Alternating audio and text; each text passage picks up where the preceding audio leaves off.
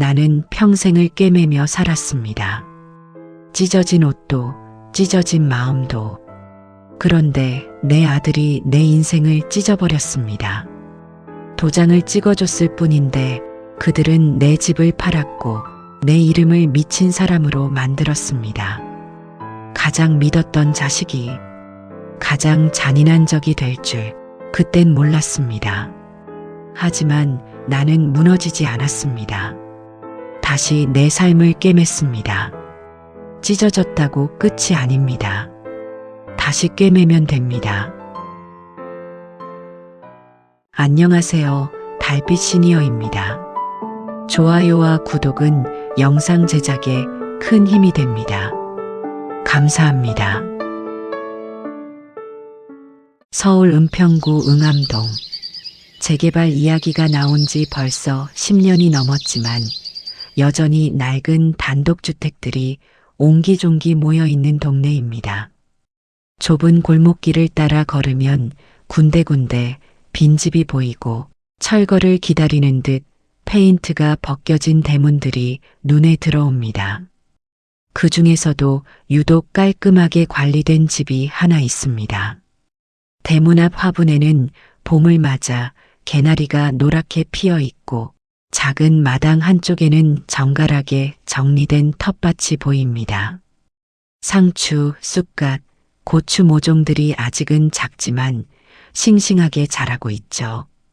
아침 8시 집안에서 따그닥 따그닥 재봉틀 소리가 들려옵니다. 박정숙 씨 65세.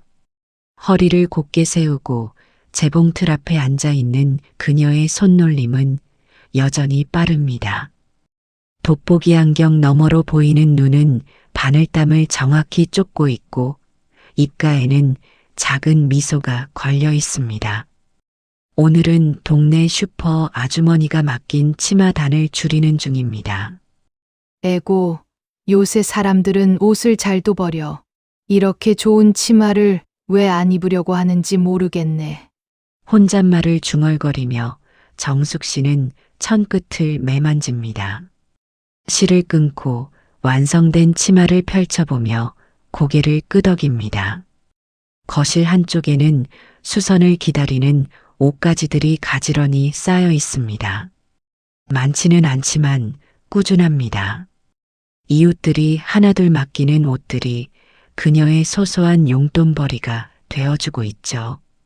재봉틀 옆 작은 액자에는 낡은 사진 한 장이 놓여 있습니다. 25살쯤 돼 보이는 젊은 여자가 갓난아기를 안고 있는 흑백 사진. 남편이 세상을 떠나고 얼마 안 됐을 때 찍은 사진입니다. 그때 그 갓난아기가 지금은 35이 넘은 아들, 민호가 되었죠. 정오쯤 되었을까요? 정숙 씨가 부엌에서 혼자 먹을 된장찌개를 끓이고 있는데 대문 밖에서 차 소리가 들립니다. 누가 왔을까 싶어 창문으로 내다보니 검은색 SUV 한 대가 좁은 골목에 비스듬히 서 있습니다. 어머, 민호 아니야? 차에서 내리는 아들 민호, 며느리 윤미, 그리고 초등학교 3학년인 손자 준서가 보입니다. 정숙 씨의 얼굴이 환해집니다. 한 달에 한 번 보기도 어려운 가족들이 갑자기 찾아온 거니까요. 엄마, 계세요? 민호가 짐 가방을 들고 대문을 엽니다. 큰 캐리어 2개, 박스 몇 개까지. 뭔가 심상치 않은 양입니다. 어머, 민호야. 아니, 갑자기 웬일이니? 준서야, 우리 강아지 할머니한테 와봐라. 정숙 씨는 앞치마를 벗으며 황급히 대문 밖으로 나갑니다. 손자를 꼭 껴안고 며느리에게도 반갑게 인사합니다. 어머니, 안녕하세요. 갑자기 찾아뵈어서 죄송해요. 윤미는 정중하게 인사하지만 표정이 어딘가 어둡습니다. 민호도 평소와 달리 말이 없습니다. 무슨 일이야? 다들 표정이 왜 그래? 엄마, 안에 들어가서 말씀드릴게요. 민호가 짐을 들고 안으로 들어갑니다. 정숙 씨는 영문을 모르겠지만 일단 가족들을 안으로 맞이합니다. 거실 소파에 둘러앉은 가족들. 정숙 씨는 서둘러 차를 내오고 준서에게 과자를 건네줍니다. 민호는 한참을 망설이더니 입을 엽니다. 엄마, 사실은요. 지금 살던 아파트에서 나와야 될 것 같아요. 응. 무슨 소리야? 전세 계약이 아직 1년 남았다며? 그게 집주인이 갑자기 집을 팔겠대요. 전세금 돌려준다니까 나가야죠. 그런데 지금 당장 갈 데가 없어서요. 윤미가 말을 받습니다. 어머니, 정말 죄송한데요. 제가 알아보니까 이 동네 재개발이 곧 확정된대요. 어차피 어머니도 이사 가실 거잖아요. 그럼 우리가 잠깐만, 정말 잠깐만 여기서 지내면 안 될까요? 한 달, 아니 2달이면 새 집 구할 수 있을 것 같아요. 정숙 씨는 당황스럽습니다. 이 집은 비좁습니다. 방이 2개뿐이고 거실도 좁죠. 혼자 살기엔 적당하지만 네 식구가 함께 지내기엔 턱없이 부족합니다. 그게 여기는 너무 좁은데. 엄마, 제발요. 우리 갈 데가 없어요. 준서 전학도 시켜야 하고 당장 이번 주까지 집을 비워야 한다고요. 엄마가 아니면 우리 누굴 믿고 삽니까? 민호의 목소리에 절박함이 묻어납니다. 정숙 씨는 아들의 얼굴을 바라봅니다. 눈 밑에 다크서클이 짙고 이마엔 주름이 깊어 보입니다. 며느리 윤미도 마찬가지입니다. 뭔가 힘든 일을 겪고 있는 게 분명합니다. 그리고 손자 준서. 소파 구석에 조용히 앉아 할머니를 올려다보는 아이의 눈망울이 정숙 씨의 가슴을 찌릅니다. 그래, 알았다. 들어오너라. 잠깐이면 되는 거지? 네, 엄마. 고맙습니다. 정말 빨리 나갈게요. 민호가 정숙 씨의 손을 꼭 잡습니다. 하지만 정숙 씨의 마음 한구석에는 묘한 불안이 스며듭니다. 잠깐이라는 말이 과연 얼마나 짧은 시간일까요? 일주일이 지났습니다. 아니, 어느새 한 달이 지나가고 있습니다. 정숙 씨의 방은 이제 창고처럼 변했습니다. 재봉틀은 구석으로 밀려났고 그 자리에는 준서의 책상과 민호 부부의 짐들이 자리 잡았습니다. 정숙 씨는 작은 방 한쪽에 이불을 깔고 누워야 합니다. 부엌 풍경도 달라졌습니다. 윤미가 들여온 각종 주방 기구들이 선반을 가득 채우고 있고 정숙 씨가 쓰던 작은 냄비와 뚝배기는 찬장 아래로 밀려났습니다. 냉장고도 마찬가지입니다. 정숙 씨의 반찬통은 구석에 작게 웅크리고 윤미가 사온 밀폐용기들이 냉장고를 점령했죠. 어머니, 저녁 먹고 설거지는 제가 할게요. 어머니는 그냥 쉬세요. 윤미는 그렇게 말하지만 정작 설거지는 밤늦게까지 싱크대에 쌓여 있습니다. 정숙 씨가 결국 새벽에 일어나 설거지를 하게 되죠. 민호는 요즘 집에 거의 없습니다. 아침 일찍 나가서 밤늦게 들어옵니다. 무슨 일을 하는지도 잘 모르겠습니다. 가끔 술 냄새를 풍기며 들어와 아무 말 없이 방으로 들어가곤 합니다. 준서만이 할머니와 시간을 보냅니다. 학교에서 돌아오면 정숙 씨 옆에 앉아 숙제를 하고 할머니가 저녁을 준비하는 걸 돕습니다. 그 모습만이 정숙 씨에게 유일한 위안입니다. 어느 날 저녁 민호가 일찍 집에 돌아옵니다. 손에는 봉투 하나가 들려 있습니다. 엄마, 잠깐 얘기 좀 해요. 그래. 무슨 일이니? 민호는 식탁에 앉으며 봉투에서 서류를 꺼냅니다. 뭔가 빼곡히 적힌 문서들입니다. 엄마, 제가 요즘 사업 준비하고 있거든요. 근데 은행에서 대출을 받으려면 담보가 필요하대요. 담보? 네. 그러니까 이 집이요. 어차피 재개발되면 새 아파트 받잖아요. 그걸 담보로 잡으면 대출이 나온대요. 사업만 잘 되면 금방 갚을 수 있어요. 정숙 씨는 서류를 들여다봅니다. 하지만 무슨 말인지 잘 이해가 되지 않습니다. 한자도 많고 법률 용어들도 낯섭니다. 근데 민호야, 이게 정확히 뭔데? 그냥 집을 담보로 대출받는 거예요. 엄마 걱정하지 마세요. 제가 다 책임지고 갚을게요. 그냥 여기 도장만 찍으시면 돼요. 도장. 윤미가 옆에서 말을 거듭니다. 어머니, 준서 아빠가 사업하면 우리도 여유가 생기고, 그럼 어머니 모시고 좋은데 이사도 갈 수 있어요. 제발 좀 도와주세요. 정숙 씨는 망설입니다. 이 집은 남편이 남긴 유일한 유산입니다. 40년을 이 집에서 살아왔고 민호를 이 집에서 키웠습니다. 그런데 이걸 담보로 잡는다고? 하지만 아들의 얼굴을 보니 마음이 약해집니다. 평생 고생만 시켰던 아들.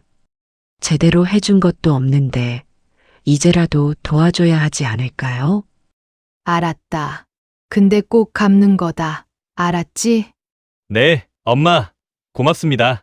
정말 고맙습니다. 민호가 빨리 도장을 가져오라는 듯 서두릅니다. 정숙 씨는 서랍에서 도장을 꺼내 서류에 도장을 찍습니다. 한 번, 두 번, 세 번. 여러 장의 서류에 도장이 찍힙니다. 민호가 서류를 챙겨 넣으며 환하게 웃습니다. 엄마, 제가 꼭 성공해서 보답할게요. 하지만 정숙 씨의 가슴 속에는 묘한 불안이 자리 잡습니다. 그날 밤 모두가 잠든 시간. 정숙 씨는 잠을 이루지 못하고 작은 방 구석에 누워 천장을 바라봅니다. 따그닥, 따그닥. 구석에 밀려난 재봉틀이 보입니다. 먼지가 쌓여가고 있습니다. 요즘은 이웃들도 옷을 맡기지 않습니다. 정숙 씨가 너무 바빠 보인다며 미안해하죠. 재봉틀을 바라보며 정숙 씨는 생각합니다. 내가 잘한 걸까? 도장을 찍은 게 맞는 걸까? 이게 정말 잠깐일까? 그때 방문 밖에서 소곤거리는 소리가 들립니다. 민호와 윤미의 목소리입니다. 여보, 이제 1단계는 끝난 거야. 다음은 소유권 이전만 하면 돼. 그래도 좀 미안하지 않아요? 어머니가 평생 산 집인데. 미안하긴. 우리도 살아야지. 어차피 재개발되면 없어질 집이야. 그 전에 우리가 챙기는 게 어때서? 정숙 씨의 손이 이불을 꽉 움켜쥡니다. 심장이 빠르게 뛰기 시작합니다. 소유권 이전? 내가 방금 뭘 들은 거지? 여러분, 인생에서 가장 아픈 순간이 언제일까요? 사랑하는 사람에게 배신당하는 순간입니다. 그것도 자신이 평생 키우고 사랑하고 모든 걸 바친 자식에게 말이죠. 박정숙 씨는 그날 밤 재봉틀처럼 멈춰버렸습니다. 하지만 그녀는 아직 몰랐습니다. 이제 시작일 뿐이라는 것을. 앞으로 그녀가 마주할 진실은 훨씬 더 잔인하다는 것을. 그리고 그 진실을 알게 되는 순간 그녀는 결정해야 합니다. 계속 참고 살 것인가 아니면 자신의 삶을 다시 꿰맬 것인가. 다음 이야기에서는 정숙 씨가 발견하게 될 서류함의 비밀을 들려드리겠습니다.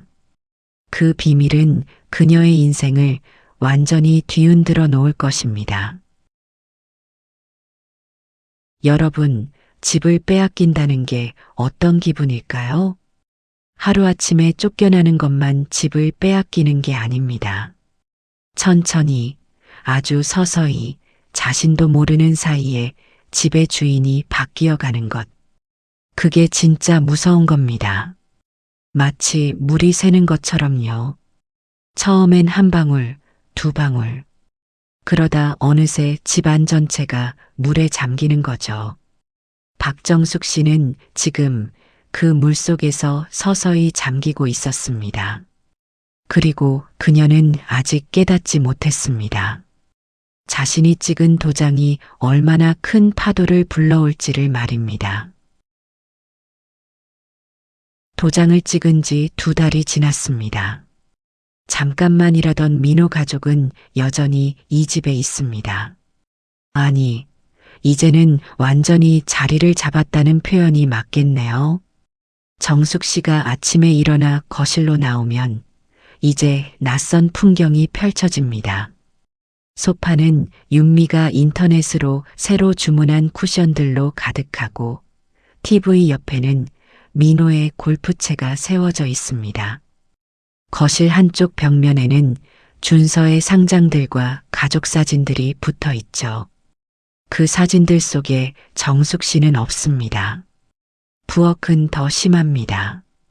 정숙 씨가 40년간 써온 냄비와 뚝배기는 베란다 구석으로 밀려났고 그 자리에는 윤미의 에어프라이어, 믹서기, 전기밥솥이 자리 잡았습니다. 냉장고 문을 열면 정숙 씨의 반찬통은 보이지도 않습니다. 윤미가 주문한 밀키트와 냉동식품들이 냉동실을 가득 메우고 있죠. 심지어 작은 방, 정숙 씨의 유일한 공간마저 이제는 창고가 되어버렸습니다. 재봉틀 위에는 민호의 서류 가방이 올려져 있고 옷장에는 윤미의 계절 옷들이 빼곡히 걸려 있습니다. 정숙 씨는 이제 방 한쪽 구석, 이불을 깐 자리에서만 잠을 청할 수 있습니다. 어머니, 제가 장 봐왔어요. 냉장고 좀 비워주실래요? 윤미가 대형 쇼핑백 2개를 들고 들어옵니다. 정숙 씨는 냉장고 앞에서 자신의 반찬통을 꺼내며 작은 목소리로 말합니다. 윤미야, 이거 내가 어제 담근 김치인데 어디 넣을 데가 없네. 아, 그냥 베란다에 두세요. 요즘 날씨가 시원해서 괜찮을 거예요. 윤미는 그렇게 말하고는 자신의 물건들을 냉장고에 채워 넣습니다. 정숙 씨는 김치통을 들고 베란다로 향합니다. 베란다에는 이미 그녀의 다른 반찬통들이 놓여 있습니다. 상추절임, 무말랭이, 깻잎장아찌. 모두 정성껏 만든 것들인데 이제는 먹는 사람도 없습니다. 어느 토요일 오전입니다. 민호와 윤미는 준서를 데리고 쇼핑을 나갔습니다. 정숙 씨는 오랜만에 혼자가 된 집에서 청소를 시작합니다. 쓸고 닦고 정리하다가 우편함이 꽉 찬 것을 발견합니다. 어머, 우편물이 이렇게나 쌓였네. 정숙 씨는 우편함에서 편지와 고지서들을 꺼냅니다. 대부분 광고지와 카드 청구서들입니다. 그런데 그 중에서 은행 로고가 찍힌 두툼한 봉투가 눈에 띕니다. KB국민은행. 주소를 보니 정숙 씨 앞으로 온 우편물입니다. 이게 뭐지? 은행에 무슨 일이 있나? 정숙 씨는 봉투를 뜯습니다. 안에서 나온 서류를 펼쳐보는 순간 그녀의 손이 미세하게 떨리기 시작합니다. 근저당권 설정 통보서, 채무자 박정숙, 채권 최고액 2억 5천만 원. 2억 5천. 이게 무슨... 서류를 자세히 읽어보니 이 집을 담보로 은행에서 대출을 받았다는 내용입니다. 그것도 2달 전에 민호가 도장을 찍게 했던 바로 그날 말입니다. 정숙 씨는 다른 우편물들도 급히 뒤집니다. 그 중에는 또 다른 은행에서 온 서류도 있습니다. 우리은행, 신한은행. 3군데 은행에서 모두 근저당권이 설정되었다는 통보가 와 있습니다. 이게 대체 무슨 일이야? 정숙 씨의 머릿속이 하얗게 변합니다. 2억 5천, 1억 8천, 1억 2천. 합치면 5억이 넘는 돈입니다. 이 작은 집이 5억이나 할 리 없는데 대체 어떻게 된 일일까요? 그때 대문 열리는 소리가 들립니다. 엄마, 다녀왔어요. 민호 가족이 돌아온 것입니다. 정숙 씨는 떨리는 손으로 서류를 들고 거실로 나갑니다. 민호가 신발을 벗으며 어머니를 보는 순간 그의 표정이 굳어집니다. 민호야, 이게 대체 뭐니? 정숙 씨가 근저당 설정 통보서들을 내밉니다. 민호는 윤미와 눈빛을 교환하고는 천천히 서류를 받아듭니다. 아, 이게 왔구나. 이게 왔구나가 아니라 너 나한테 5억이 넘는 빚을 지게 한 거야? 내가 언제 이렇게 큰 돈을 빌리라고 했어? 엄마, 진정하세요. 엄마가 도장 찍었잖아요. 그때 다 설명했잖아요. 설명? 무슨 설명을 했는데? 너는 그냥 담보 잡는 거라고만 했지. 이렇게 큰 돈을 빌린다는 말은 안 했어. 정숙 씨의 목소리가 높아집니다. 윤미가 준서를 방으로 데려가고 민호는 소파에 앉으며 한숨을 쉽니다. 엄마, 그때 분명히 말씀드렸어요. 사업자금 대출 받는다고. 엄마가 잘 이해를 못하셔서 그렇지. 저는 다 설명했어요. 뭐? 내가 이해를 못해? 엄마, 요즘 들어서 자꾸 깜빡하시잖아요. 어제 드신 반찬도 기억 못하시고, 준서 생일도 까먹으시고. 그건 정숙 씨는 말문이 막힙니다. 사실입니다. 요즘 들어 자주 깜빡하는 일이 있습니다. 나이가 드니 당연한 일이라고 생각했는데 민호는 그걸 문제 삼고 있습니다. 윤미가 방에서 나와 말을 거듭니다. 어머니, 저희도 걱정돼요. 요즘 어머니가 자주 같은 말씀 반복하시고 물건도 잘 잃어버리시잖아요. 혹시 병원 한번 가보시는 게 어때요? 병원? 나는 멀쩡해. 엄마, 화내지 마세요. 저희가 엄마 걱정해서 하는 말이에요. 그리고 그 돈 걱정하지 마세요. 제가 다 갚을 거니까요. 엄마는 그냥 편히 계세요. 민호가 다정한 목소리로 말합니다. 하지만 정숙 씨는 뭔가 이상합니다. 자신이 문제인 것처럼, 자신이 기억을 못하는 것처럼 몰아가는 이 분위기가 불편합니다. 민호야, 그래도 이건 너무 큰 돈이야. 만약에 네가 못 갚으면 어떡하니? 이 집이 날아가는 거야. 엄마, 제가 언제 엄마를 실망시켰어요? 저 믿어주세요. 사업만 잘 되면 1년 안에 다 갚을 수 있어요. 민호는 그렇게 말하고는 서류를 챙겨 방으로 들어갑니다. 정숙 씨는 거실에 혼자 남아 멍하니 서 있습니다. 내가 정말 기억을 못하는 걸까? 내가 잘못 생각한 걸까? 그날 이후 집안 분위기가 달라졌습니다. 민호와 윤미는 정숙 씨를 대하는 태도가 묘하게 변했습니다. 마치 어린아이를 대하듯 혹은 정신이 온전하지 않은 사람을 대하듯 조심스럽게 말을 합니다. 어머니, 오늘 약 드셨어요?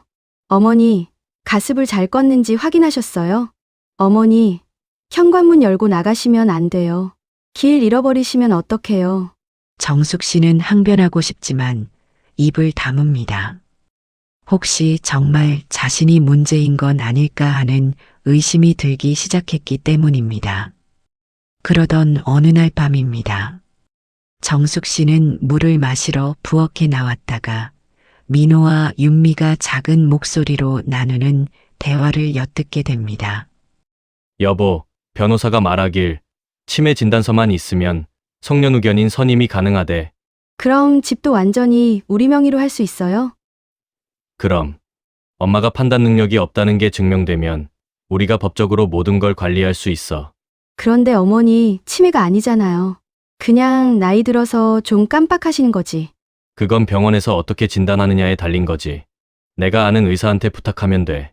정숙 씨는 부엌 문 뒤에 숨어 숨을 죽입니다. 심장이 너무 빠르게 뛰어서 가슴이 아플 지경입니다. 치매 진단서? 성년후견인? 내 집을 빼앗으려고? 다음 날 민호와 윤미가 외출한 사이 정숙 씨는 그들의 방으로 들어갑니다. 떨리는 손으로 서랍을 열어봅니다. 서류 가방, 책상 서랍, 옷장 속까지 뒤집니다. 그리고 옷장 깊숙한 곳에서 노란색 서류 봉투를 발견합니다. 봉투를 열어보는 순간 정숙 씨의 얼굴이 창백해집니다. 정신건강의학과 진단서, 환자명 박정숙, 진단명 알츠하이머형 치매, 중등도, 소견 환자는 최근 기억력 저하, 판단력 장애, 일상생활 수행 능력 저하를 보임. 진단서 날짜는 일주일 전입니다.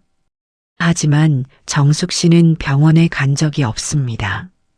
이 진단서는 가짜입니다. 위조된 것입니다. 정숙 씨의 손이 마구 떨립니다. 봉투 안에는 다른 서류들도 들어 있습니다. 부동산 매매 계약서 초안, 성년 후견인 신청서, 그리고 민호 명의로 된 통장 사본까지 모든 게 계획되어 있었습니다. 처음부터 끝까지 이 집을 빼앗기 위한 치밀한 계획이었던 것입니다.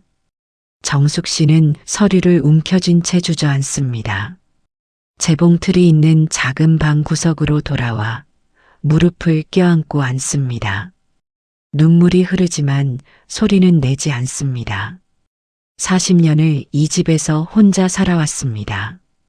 남편이 죽고 홀로 아들을 키우며 밤낮으로 일했습니다. 재봉틀 앞에 앉아 손님들의 옷을 수선하고 밤에는 공장에 나가 미싱을 돌렸습니다. 그렇게 번 돈으로 민호를 대학까지 보냈습니다.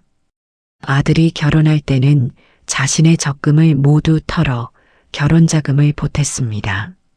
손자가 태어났을 때는 그 어떤 할머니보다 기뻐했습니다.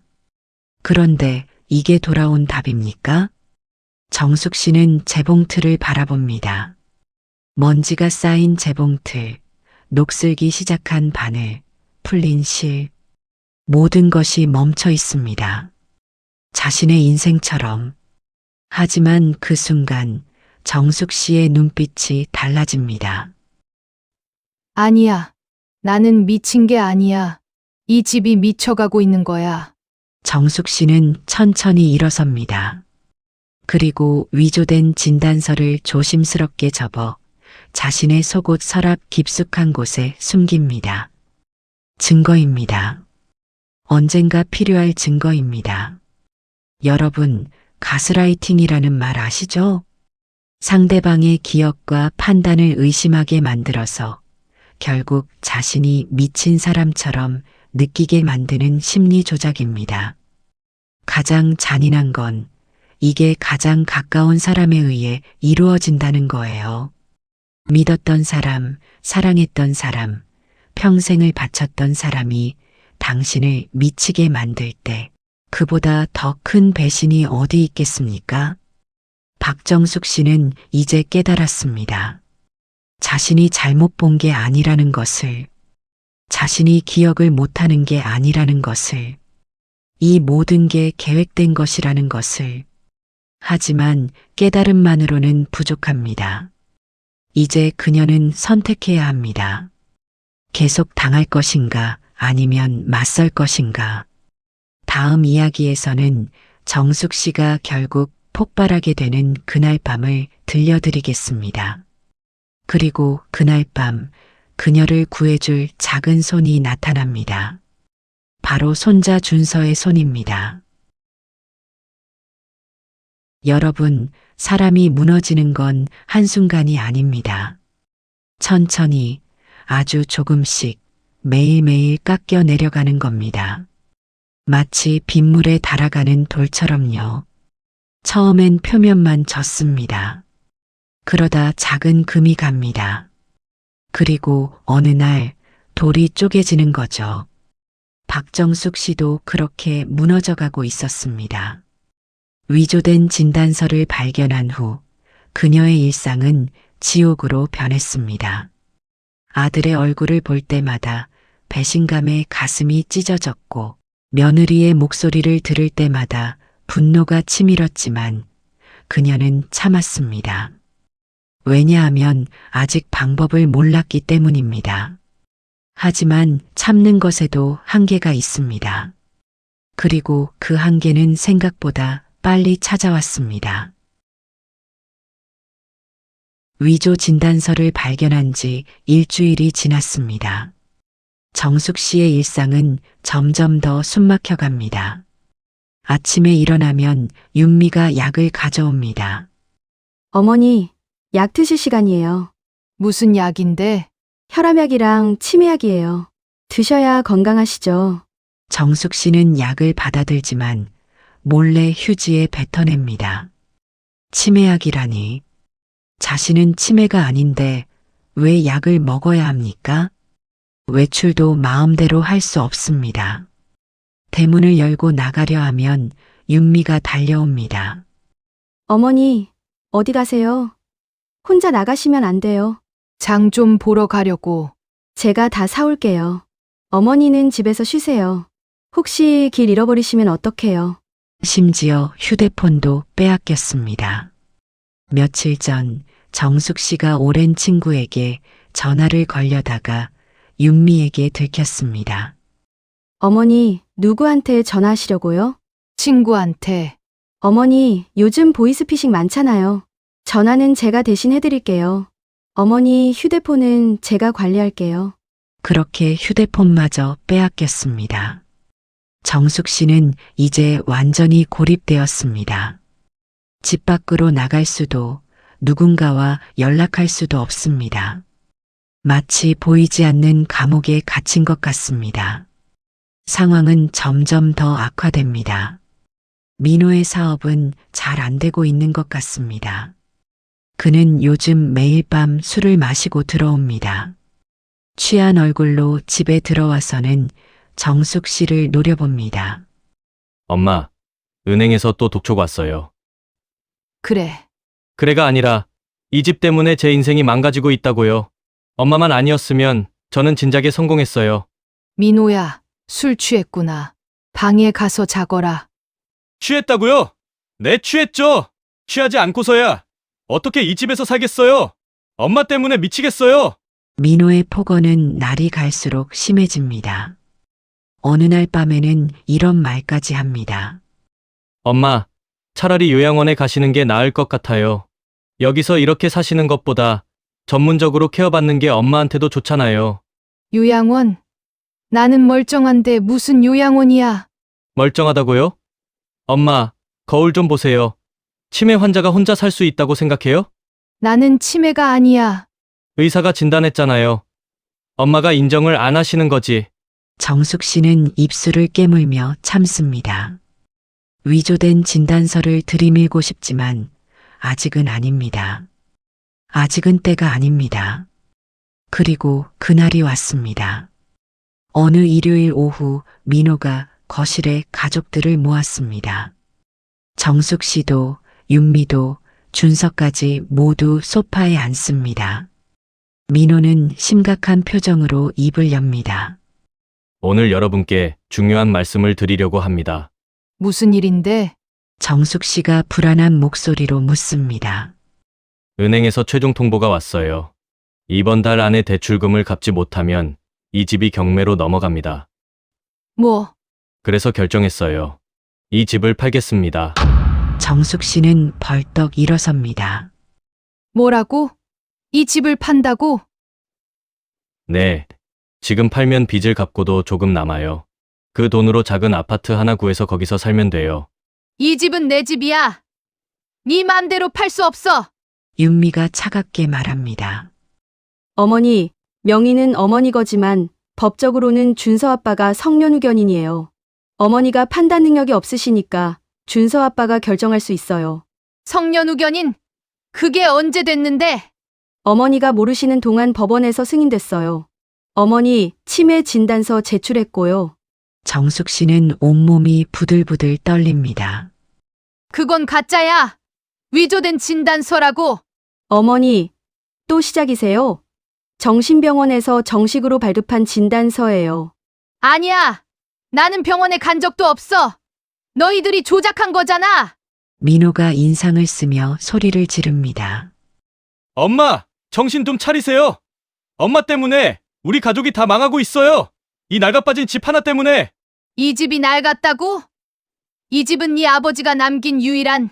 아버지가 뭘 남겼어요? 빚만 남기고 죽었잖아요. 그 빚을 엄마가 갚았다고 이 집이 엄마 거예요? 웃기지 마세요. 정숙 씨가 참았던 분노가 폭발합니다. 민호야, 네가 감히 엄마한테 어떻게 이럴 수가 있니? 내가 널 어떻게 키웠는데? 키워줘서 고맙다는 말을 들으려고요. 알았어요. 고맙습니다. 이제 됐죠? 그러니까 집 팔게 도장이나 찍어요. 절대 안 돼. 이 집만큼은 절대 팔 수 없어. 정숙 씨는 서류를 낚아채 찢으려 합니다. 민호가 달려들어 어머니의 손목을 잡습니다. 엄마! 놔요! 너야말로 나. 내 서류 내놔. 둘이 실랑이를 벌입니다. 그 순간 민호가 화가 나서 정숙 씨를 밀쳐냅니다. 하! 정숙 씨는 중심을 잃고 뒤로 넘어집니다. 머리가 거실 탁자 모서리에 부딪히는 둔탁한 소리가 들립니다. 할머니! 준서가 비명을 지릅니다. 정숙 씨는 바닥에 쓰러진 채 미동도 하지 않습니다. 이마에서 피가 흘러내립니다. 엄마! 엄마! 민호가 당황해서 어머니를 흔듭니다.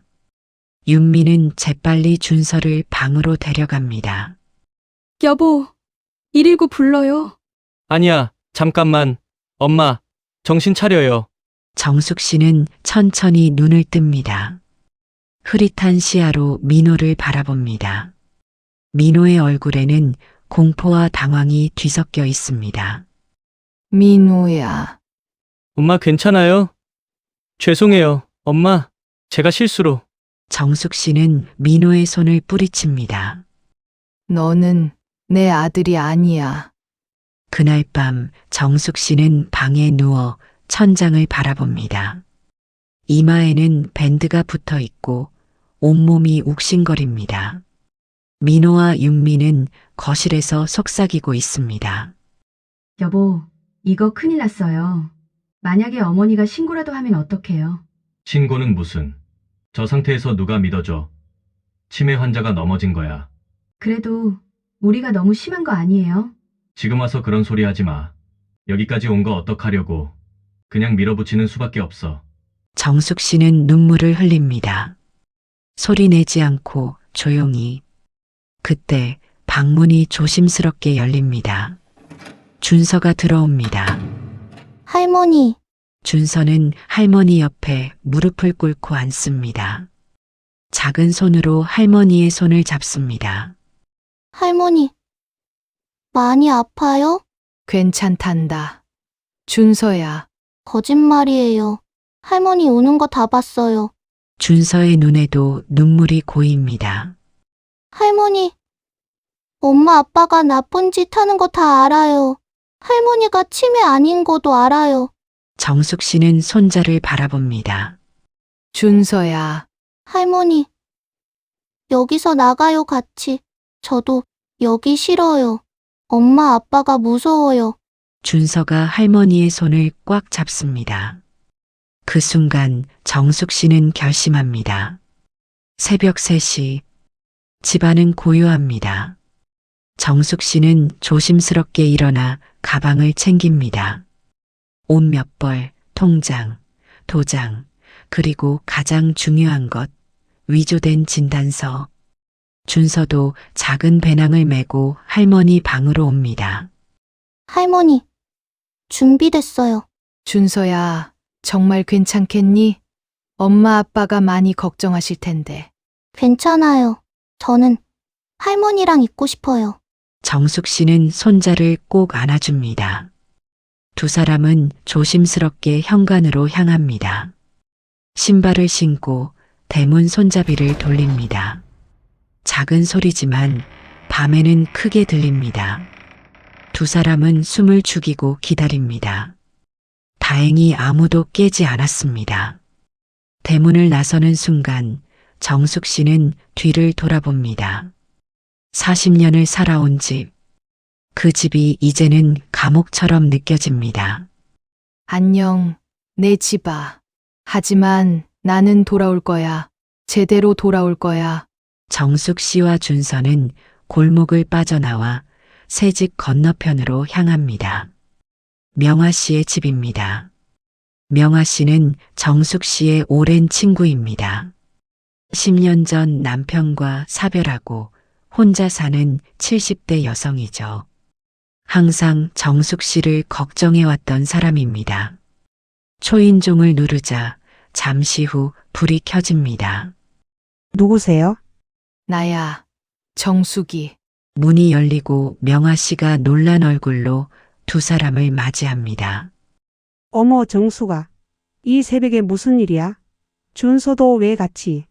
명화 언니, 나 좀 숨겨줘. 제발. 정숙 씨의 눈에서 눈물이 흘러내립니다.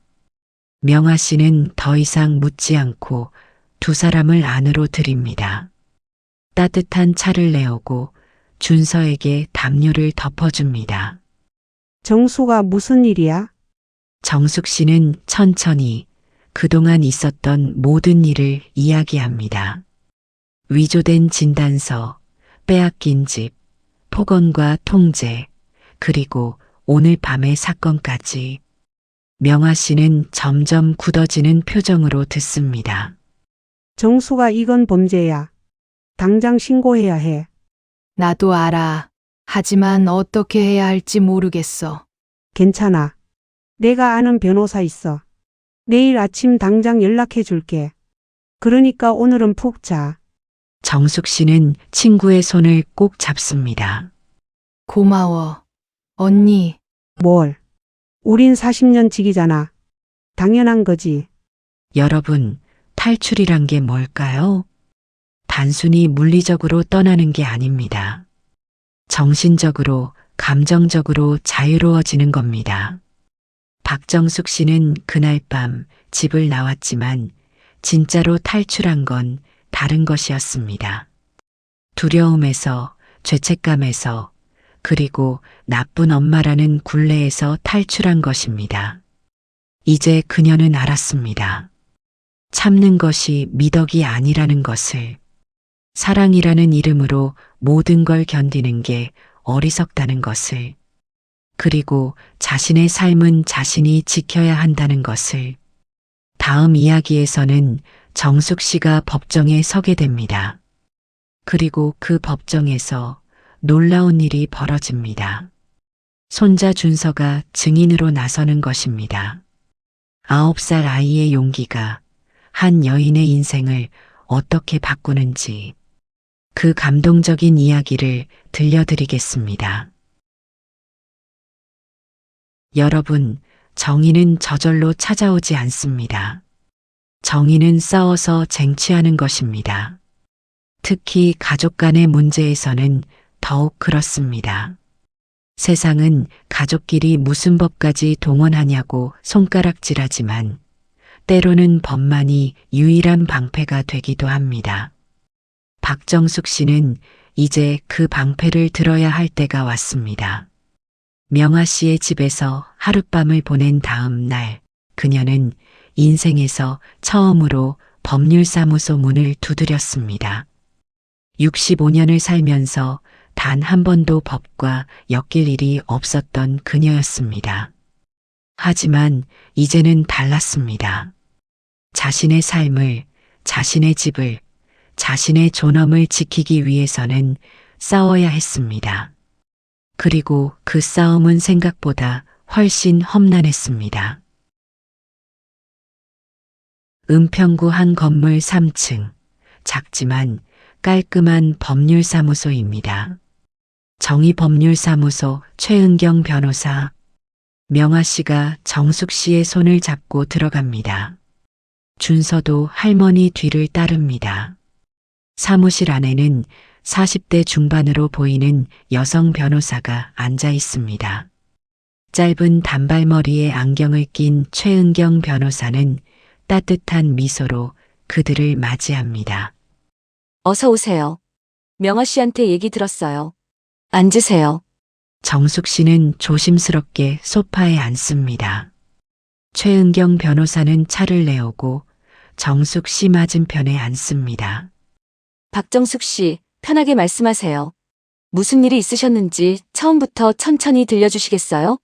정숙 씨는 떨리는 목소리로 이야기를 시작합니다. 아들 가족이 들어온 것, 도장을 찍게 된 것, 위조된 진단서, 폭언과 통제, 그리고 밀쳐서 다친 일까지. 최은경 변호사는 노트북에 꼼꼼히 기록하며 듣습니다. 정숙 씨가 이야기를 마치자 변호사는 잠시 생각하더니 입을 엽니다.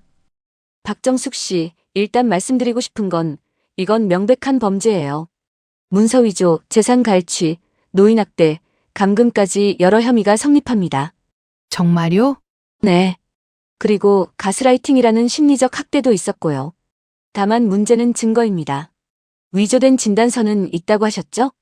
정숙 씨는 가방에서 조심스럽게 서류를 꺼냅니다. 최은경 변호사는 진단서를 자세히 살펴봅니다. 좋아요. 이게 결정적 증거가 될 거예요. 그리고 박정숙 씨, 실제로 치매 검사를 받으실 필요가 있어요. 정상이라는 걸 증명해야 하니까요. 알겠습니다. 그리고 집에 설치된 CCTV나 녹음 파일 같은 건 없으시죠? 없어요. 그런 걸 할 생각을 못 했어요. 최은경 변호사는 고개를 끄덕입니다. 괜찮아요. 우리에겐 가장 중요한 증인이 있으니까요. 변호사는 준서를 바라봅니다. 준서야, 네가 본 것들을 법원에서 말해줄 수 있겠니? 준서는 할머니를 바라보고는 고개를 끄덕입니다. 네, 할머니를 도와드릴 거예요. 그날부터 정숙 씨의 바쁜 나날이 시작됩니다. 병원에서 정밀 검사를 받았습니다. MRI, 인지기능 검사, 정신건강 평가까지 모든 검사 결과는 정상이었습니다. 정숙 씨는 치매가 아니었습니다. 박정숙 씨, 나이에 비해 인지기능이 아주 우수하세요. 치매는커녕 건망증도 거의 없습니다. 의사의 말에 정숙 씨는 안도의 한숨을 쉽니다. 최은경 변호사는 위조 진단서를 발급한 병원을 추적했습니다. 알고 보니 그 병원은 실존하지 않는 곳이었습니다. 주소도 가짜, 의사 면허번호도 가짜, 완전히 조작된 서류였던 것입니다. 박정숙 씨, 이건 단순 사기가 아니라 조직적인 범죄일 수 있어요. 아드님이 누구한테 사서 쓴 건지 알아봐야 해요. 한편 민호와 윤미는 정숙 씨가 사라진 것을 알고 난리가 났습니다.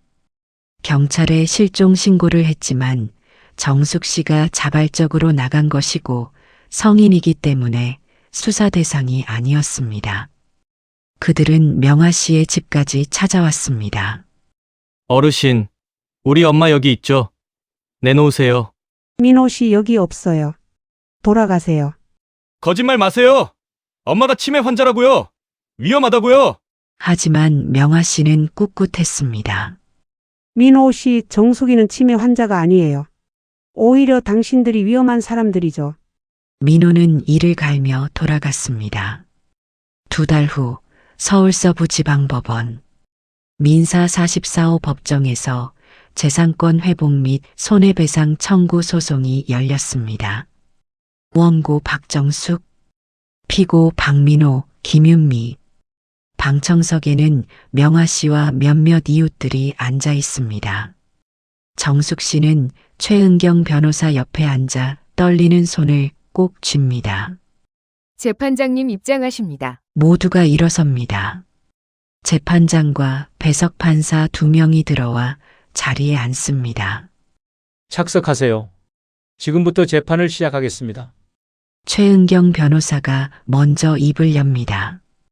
재판장님, 이 사건은 단순한 가족 간 분쟁이 아닙니다. 노인을 대상으로 한 계획적 재산 갈취 범죄입니다. 피고 측 변호사가 반박합니다. 재판장님, 원고는 중증 치매 환자로 판단 능력이 없습니다. 피고는 어머니를 보호하기 위해 법적 절차를 밟았을 뿐입니다. 판단 능력이 없다고요? 여기 원고가 최근 받은 정밀 검사 결과가 있습니다. 모든 인지 기능이 정상입니다. 최은경 변호사는 검사 결과지를 제출합니다. 피고 측 변호사는 당황한 기색을 보입니다. 그건 일시적으로 호전된 것일 수 있습니다. 그렇다면 피고가 제출한 치매 진단서를 보시죠. 이 진단서를 발급한 병원은 실존하지 않습니다. 의사 면허번호도 가짜고요. 완전히 위조된 서류입니다. 법정이 술렁입니다. 재판장이 피고 측을 바라봅니다. 피고 측 이에 대해 해명하시겠습니까? 민호는 고개를 숙인 채 침묵합니다. 윤미가 대신 입을 엽니다. 재판장님, 저희는 그런 의도가 아니었습니다. 어머니가 정말 치매인 줄 알고. 증거 2번을 제출합니다. 최은경 변호사는 은행 거래 내역을 제출합니다. 피고는 원고 명의로 총 5억 3천만 원의 대출을 받았습니다. 그 돈은 모두 피고의 개인 계좌로 송금되었고 일부는 도박 사이트와 주식 계좌로 빠져나갔습니다. 방청석에서 탄식이 흘러나옵니다. 재판장이 윤미를 증인석으로 부릅니다. 증인 선서하세요. 윤미는 떨리는 목소리로 선서를 합니다. 최은경 변호사가 질문합니다. 증인 시어머니를 집 밖으로 나가지 못하게 통제한 사실이 있습니까? 그건 어머니 안전을 위해서였어요. 휴대폰을 빼앗은 건요? 보이스피싱 때문에. 약을 강제로 먹인 건요? 건강을 위해서. 모두 거짓말이죠? 아니에요. 윤미의 목소리가 점점 작아집니다. 최은경 변호사는 녹취록을 꺼냅니다. 이건 정숙 씨가 우연히 녹음한 대화입니다. 증인과 피고 박민호가 나눈 대화죠. 녹음이 재생됩니다. 여보, 이제 1단계는 끝난 거야. 다음은 소유권 이전만 하면 돼. 그래도 좀 미안하지 않아요? 어머니가 평생 산 집인데. 미안하긴. 우리도 살아야지. 어차피 재개발되면 없어질 집이야. 법정이 조용해집니다. 윤미는 얼굴이 새하얗게 질립니다. 증인 더할 말씀 있으십니까? 윤미는 고개를 떨구고 아무 말도 하지 못합니다. 재판장이 다음 증인을 부릅니다. 증인 박준서 나오세요. 작은 아이가 증인석으로 걸어갑니다. 방청석에서 술렁임이 일어납니다. 겨우 9살 아이가 부모를 상대로 증언을 하러 나온 것입니다. 재판장이 부드러운 목소리로 말합니다. 준서야, 긴장하지 마. 네가 본 것, 들은 것을 그대로 말해주면 돼. 알겠니? 네. 최은경 변호사가 조심스럽게 묻습니다. 준서야, 할머니가 치매였니? 아니요. 할머니는 아프지 않았어요. 그럼 왜 엄마 아빠는 할머니가 치매라고 했을까? 집을 빼앗으려고요. 어떻게 알았니? 엄마 아빠가 밤에 몰래 얘기하는 걸 들었어요. 할머니 집을 팔아서 빚을 갚는다고요. 준서의 목소리가 떨립니다. 그리고 아빠가 할머니를 밀쳤어요. 할머니가 넘어져서 피가 났어요. 무서웠어요. 준서의 눈에서 눈물이 흘러내립니다. 할머니는 나쁜 사람이 아니에요. 할머니는 제일 착해요. 근데 엄마 아빠가 할머니를 자꾸 괴롭혔어요. 민호가 고개를 든 채 아들을 바라봅니다. 얼굴에는 후회와 수치심이 뒤섞여 있습니다. 재판장이 조용히 말합니다. 준서야, 용기 있게 말해줘서 고맙구나. 내려가도 좋아. 준서는 증인석에서 내려와 명화 씨 옆에 앉습니다. 명화 씨가 아이를 꼭 안아줍니다. 마지막으로 정숙 씨가 증인석에 섭니다. 재판장이 묻습니다. 원고 마지막으로 하고 싶은 말씀 있으십니까? 정숙 씨는 잠시 침묵하다가 입을 엽니다. 목소리는 떨리지만 또렷합니다. 재판장님, 저는 돈이 아깝지 않습니다. 네, 아들이 5억을 쓴 것도 집을 담보로 잡은 것도 사실 괜찮습니다. 어차피 제가 죽으면 다 아들 거잖아요. 최은경 변호사가 당황한 표정으로 정숙 씨를 바라봅니다. 하지만 한 가지는 용서할 수 없습니다. 정숙 씨는 민호를 똑바로 바라봅니다. 저를 미친 사람으로 만든 거, 제 기억을 의심하게 만든 거, 제 판단을 믿지 못하게 만든 거, 그게 제일 아팠습니다. 정숙 씨의 눈에서 눈물이 흘러내립니다. 저는 돈을 되찾고 싶어서 여기 온 게 아닙니다. 제 이름을 되찾고 싶어서 왔습니다. 박정숙이라는 사람이 치매 환자가 아니라는 것, 멀쩡한 사람이라는 것, 그걸 증명하고 싶었습니다. 법정이 고요합니다. 민호는 고개를 숙인 채 어깨를 떨고 있습니다. 그게 전부입니다. 2주 후 선고 공판. 재판장이 판결문을 읽습니다. 원고의 청구를 인용한다. 피고는 원고에게 부당하게 취득한 재산 5억 3천만 원과 위자료 5천만 원을 지급하라. 또한 원고 명의의 부동산에 설정된 모든 근저당권을 말소하고 단독 소유권을 원고에게 회복시킨다. 정숙 씨는 최은경 변호사의 손을 꼭 잡습니다. 아울러 피고의 행위는 형법상 사기, 문서 위조, 노인학대에 해당하므로 관련 자료를 검찰에 송치한다. 망치가 내려칩니다. 이상으로 선고를 마칩니다. 여러분, 정의가 승리했습니다. 하지만 이 승리는 저절로 온 게 아닙니다.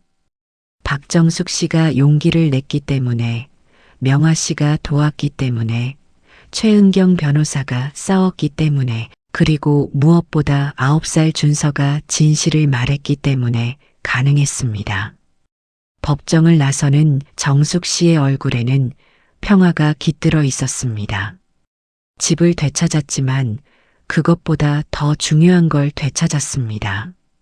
자신의 이름을, 자신의 존엄을, 자신의 삶을 되찾은 것입니다. 다음 마지막 이야기에서는 정숙 씨가 다시 재봉틀 앞에 앉는 모습을 보게 될 것입니다.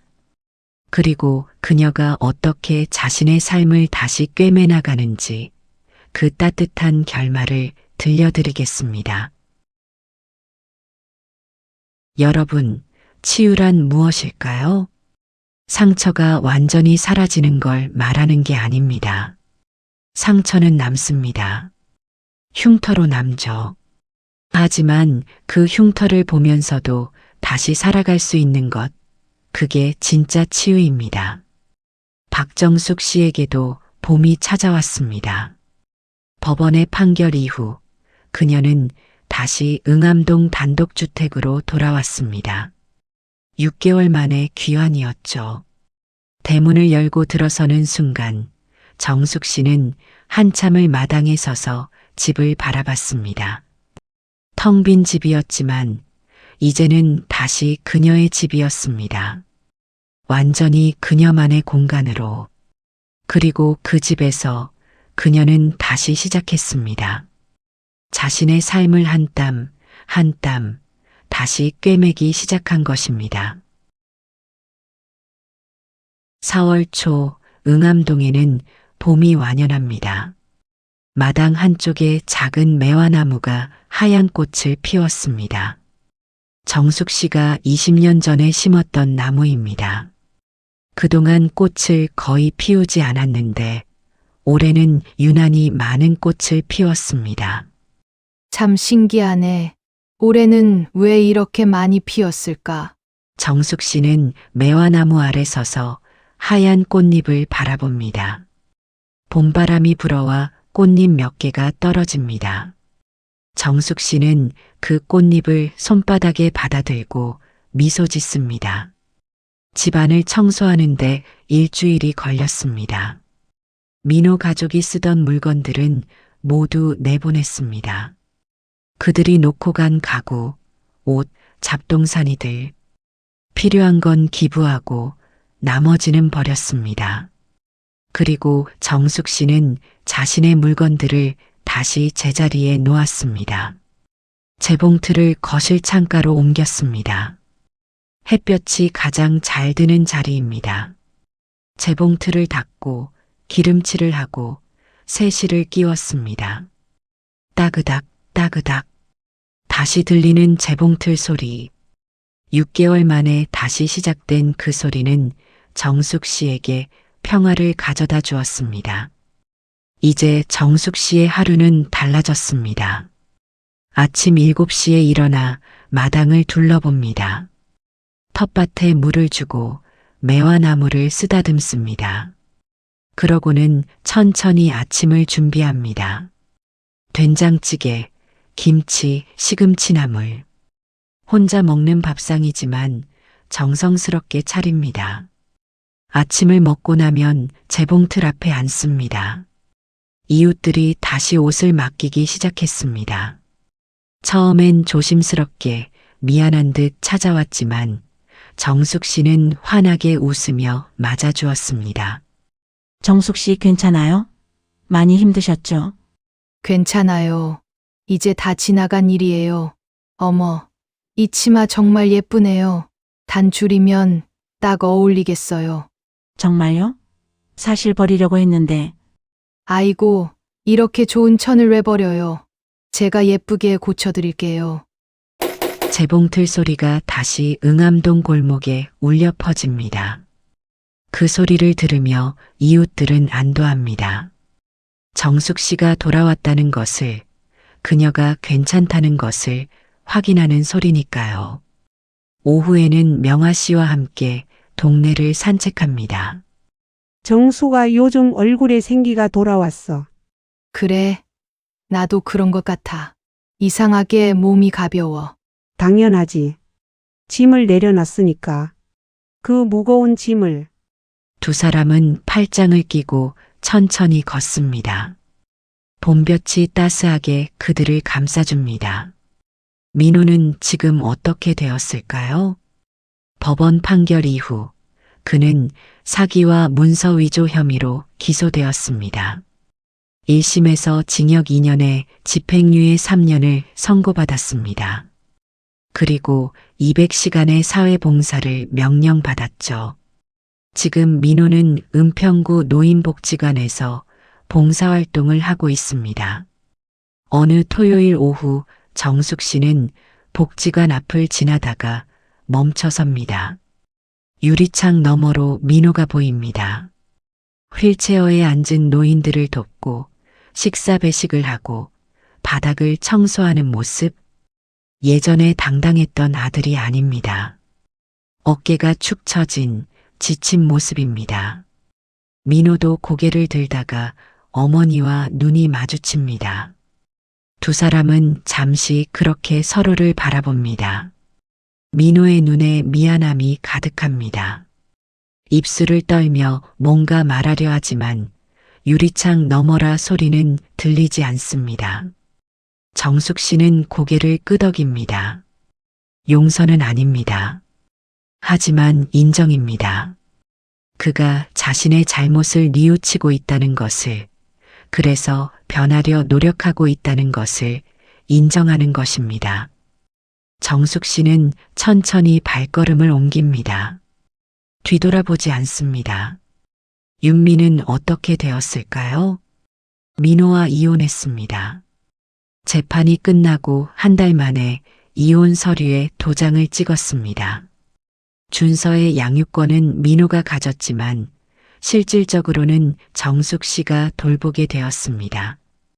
윤미는 캐나다로 떠났다고 합니다. 언니가 사는 토론토로 갔다는 소식을 명화 씨가 전해주었습니다. 정수가 윤미가 떠나면서 너한테 편지를 남겼어.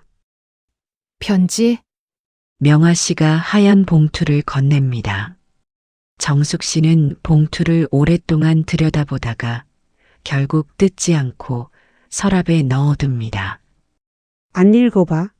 아직은 읽고 싶지 않아.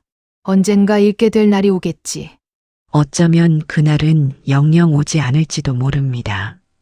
하지만 괜찮습니다. 정숙 씨는 이제 알았습니다. 용서는 상대를 위한 게 아니라 자신을 위한 거라는 것을, 그리고 용서하지 않을 권리도 있다는 것을. 매주 토요일 오후 2시 초인종이 울립니다. 할머니! 준서가 배낭을 메고 들어옵니다. 이제 초등학교 4학년이 된 준서는 키도 훌쩍 자랐습니다. 우리 강아지 왔구나. 오늘 숙제는 뭐야? 수학, 문제집이요. 할머니, 오늘 떡볶이 해주실 거예요?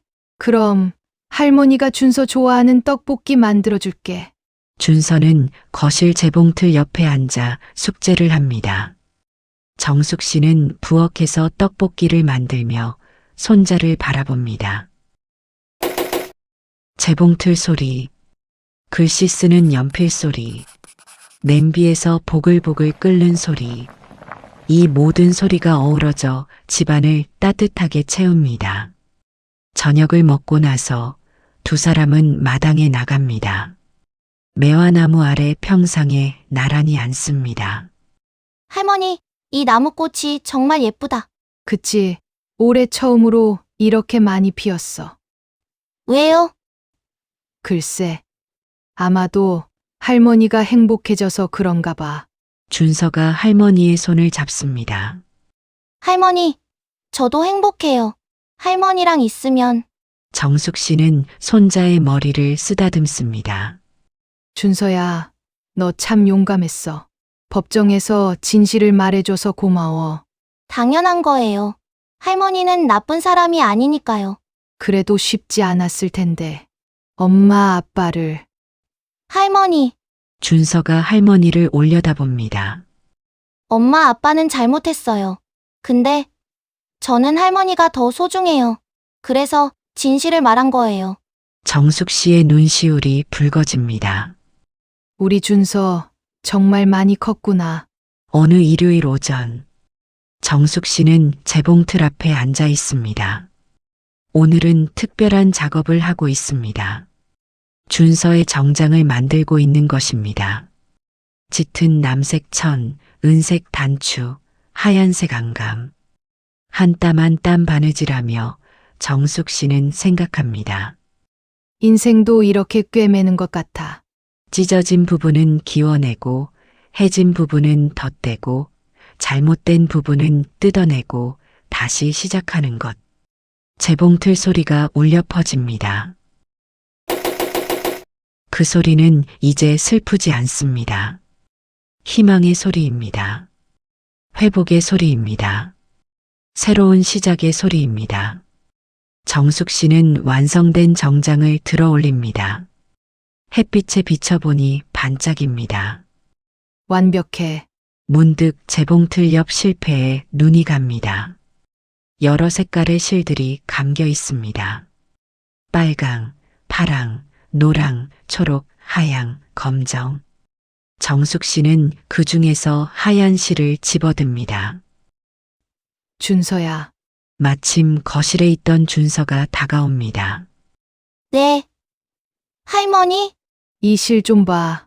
왜 안 끊어지는 것 같니? 준서는 실을 만지며 생각합니다. 튼튼해서요? 정숙 씨는 미소 짓습니다. 맞아. 하지만 그것만은 아니야. 이 실은 여러 가닥이 꼬여서 만들어진 거란다. 한 가닥은 약하지만 여러 가닥이 모이면 강해지는 거지. 그럼 우리도 그런 거예요? 그래. 우리도 혼자는 약하지만 함께 있으면 강해지는 거야. 준서가 할머니를 꼭 안아줍니다. 할머니, 저는 할머니랑 계속 함께 있을 거예요. 그래. 우리 준서. 고마워. 요즘 정숙 씨에게는 새로운 일이 생겼습니다. 최은경 변호사의 소개로 노인 인권 강의에 참여하게 된 것입니다. 자신의 경험을 다른 노인들에게 나누며 가족 간 학대를 당하고 있다면 참지 말고 도움을 요청하라고 말합니다. 여러분, 저는 65년을 살면서 처음으로 법의 도움을 받았습니다. 부끄러운 일이라고 생각했어요. 가족끼리 법까지 동원하다니. 하지만 지금은 압니다. 그게 저를 구한 유일한 방법이었다는 걸요. 강의가 끝나면 몇몇 노인들이 다가와 조용히 이야기를 나눕니다. 정숙 씨, 저도 사실 아들한테 괜찮아요. 천천히 얘기해 보세요. 제가 도와드릴 수 있어요. 정숙 씨는 자신의 경험이 누군가에게 도움이 된다는 사실에 보람을 느낍니다. 고통이 헛되지 않았다는 것을, 그 고통이 다른 누군가의 희망이 될 수 있다는 것을. 다시 매화나무 아래 정숙 씨와 준서가 평상에 앉아 있습니다. 준서가 숙제 공책을 펼칩니다. 할머니, 오늘 학교에서 나의 영웅이라는 주제로 글을 써야 해요. 그래. 준서 영웅은 누구야? 슈퍼맨? 아이언맨? 아니요. 준서가 빙긋 웃습니다. 할머니요. 정숙 씨는 놀란 표정을 짓습니다. 할머니가 왜?